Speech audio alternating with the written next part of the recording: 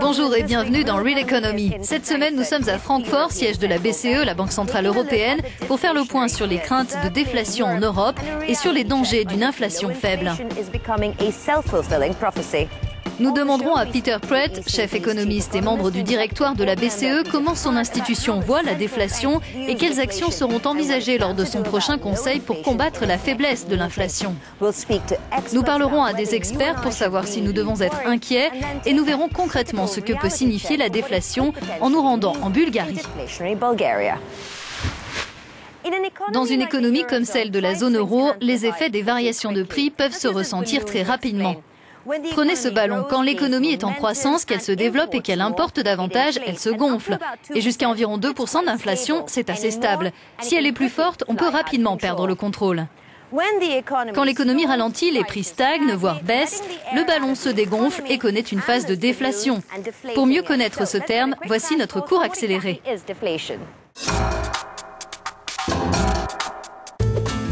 Il était une fois un homme du nom de Steve qui, pour faire tourner sa pâtisserie, avait besoin de nombreux employés et achetait de grandes quantités de lait, d'œufs et de farine et même des ordinateurs. Un jour, ses ventes ont baissé, il a fait des promotions, mais les clients étaient toujours moins nombreux. Il a encore baissé ses prix, mais les consommateurs attendaient de meilleures ristournes.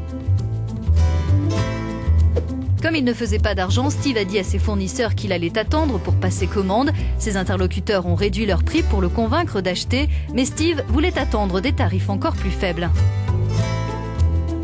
À leur tour, les fournisseurs de Steve ont décidé de geler leurs propres achats dans l'attente de meilleurs prix.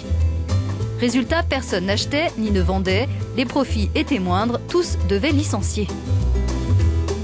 Et sans emploi et sans argent, les consommateurs ne pouvaient pas acheter les gâteaux de Steve. Les entreprises tournaient au ralenti, comme l'économie elle-même. C'est cela, la déflation. La Grèce, la Bulgarie, Chypre, la Hongrie, la Slovaquie, la Croatie et le Portugal sont tous en déflation. Les autres États membres, en particulier dans la zone euro, connaissent une inflation faible. Quelles sont les implications de cette situation sur notre endettement, nos économies et nos salaires? Pour le savoir, Kararid s'est rendu en Bulgarie.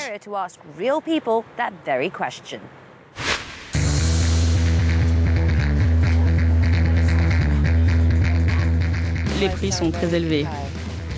Certaines choses coûtent moins cher, d'autres non.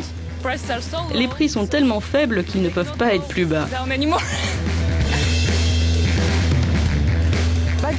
La Bulgarie, pays le plus pauvre de l'Union européenne, subit une déflation depuis plus d'un an. Ce qui est sûr, c'est que les prix, s'ils ne baissent pas, ne grimpent pas.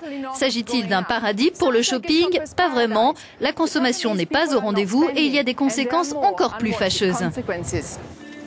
Des produits moins chers, c'est un moindre chiffre d'affaires pour les entreprises qui les fabriquent.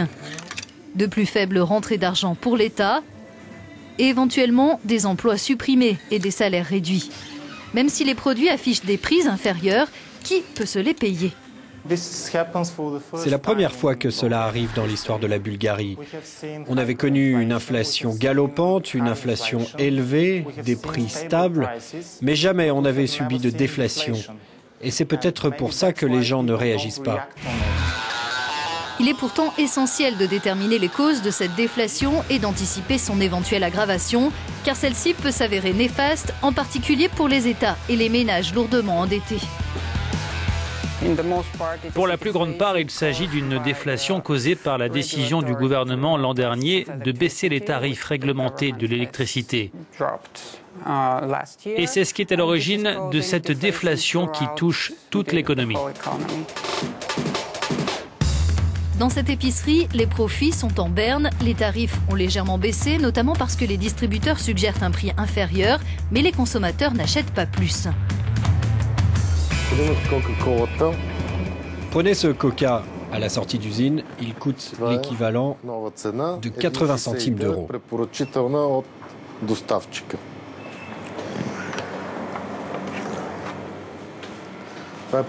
Aujourd'hui, le lait classique est présenté dans un emballage plus grand. Les producteurs veulent ainsi écouler davantage de produits pour être plus compétitifs sur le marché. Ça, c'est un produit dont j'ai baissé le prix pour augmenter les ventes. Mais comme vous pouvez le voir, il n'a pas beaucoup de succès. Parce que dans la mentalité des Bulgares, si ce n'est pas cher, il doit y avoir un problème. La date d'expiration est passée ou c'est un produit contrefait.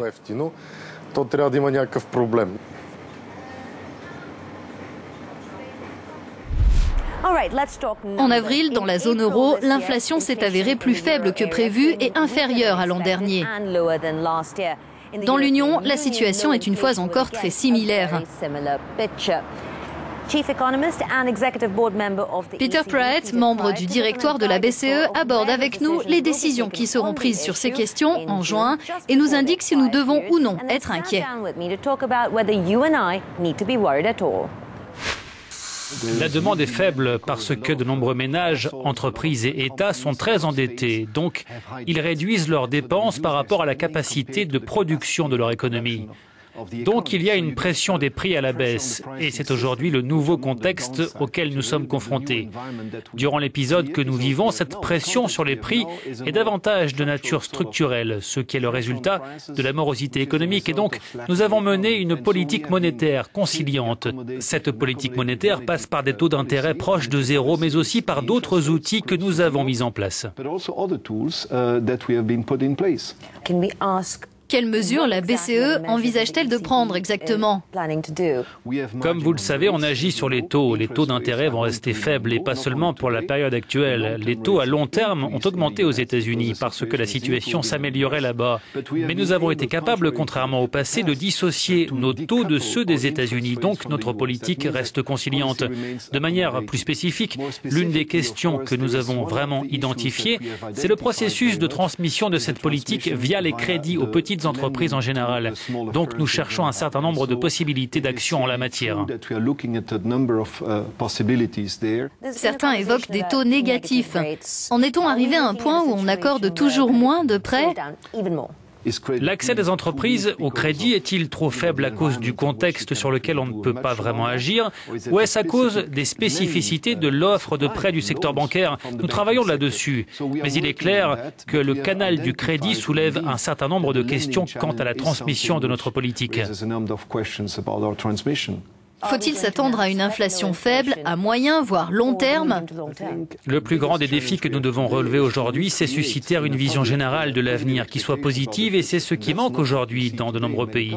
Nous cherchons à agir à plusieurs niveaux, ce qui consiste en gros à mettre en place les conditions financières favorables pour faire en sorte que quand les entreprises ont décidé d'investir, elles ne soient pas confrontées à des contraintes dans leur accès au crédit.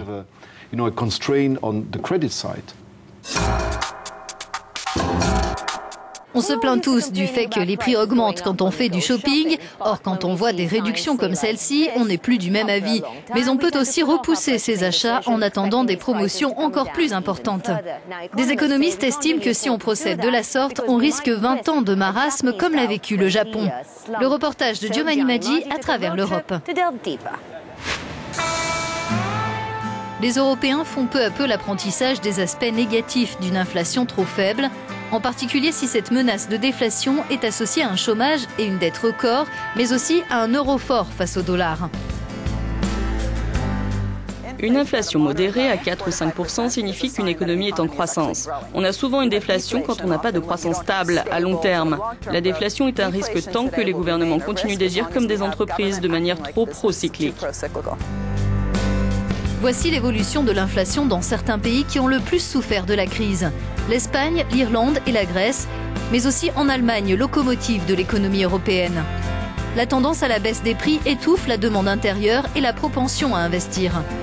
Pour améliorer la compétitivité, les économies agissent notamment sur les salaires. Voici comment les coûts de main-d'œuvre unitaires ont baissé dans ces pays. Malgré le recul des prix, le pouvoir d'achat s'amenuise et la valeur des dettes accumulées s'accroît. Mais n'y a-t-il aucune autre manière de contrer ce risque de déflation qui touche aussi des économies plus solides? D'après certains spécialistes, il faut adopter de nouvelles politiques. Nos enquêtes ont montré que les Allemands, qui sont historiquement les plus craintifs, les plus allergiques à l'inflation, les plus effrayés par le spectre de l'hyperinflation des années 20, s'en inquiètent beaucoup moins que de nombreuses autres populations en Europe. Ce qui veut dire qu'il devrait exister une plus grande marge de manœuvre en matière de politique monétaire. Beaucoup craignent que l'Europe ne suive le même chemin que le Japon, qui vient tout juste de sortir de 20 ans de marasme économique. Il y a beaucoup de points communs entre les deux situations. Si le Japon a été dans une mauvaise passe ces 20 dernières années, c'est qu'il est l'un des premiers pays au monde à avoir connu un déclin et un vieillissement de sa population. Dans ce cas, des prévisions macroéconomiques sont bouleversées. Les personnes âgées veulent que l'on maintienne leurs revenus fixes. Donc, de manière correcte ou incorrecte, du point de vue d'une personne âgée, la déflation est une bonne chose. Pour éviter ce genre de scénario, il faudra tenir compte non seulement des besoins de la population âgée actuelle, mais aussi de ceux des prochaines générations. Y a-t-il, comme beaucoup l'affirment, des similitudes entre le Japon et l'Europe à l'heure actuelle? Je pense que l'une des principales différences avec le Japon, c'est qu'aujourd'hui, nous agissons vraiment dans le champ du secteur bancaire et aussi en matière de politique monétaire. Notre réaction a été plutôt forte depuis le début de la crise, ce qui n'a pas été toujours le cas au Japon pendant cette période.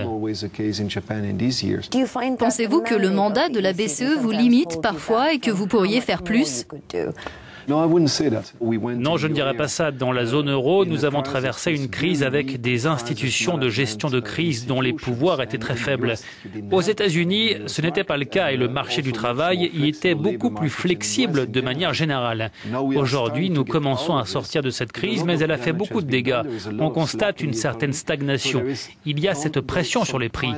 Donc c'est vrai que nous ne sommes pas en déflation, mais dans une situation de croissance molle, d'inflation faible. C'est quelque chose qui ne nous satisfait pas. Nous avions clairement annoncé que nous voulions nous y attaquer et c'est ce que nous faisons au cours de notre mandat. C'est tout pour ce Real Economy. À bientôt.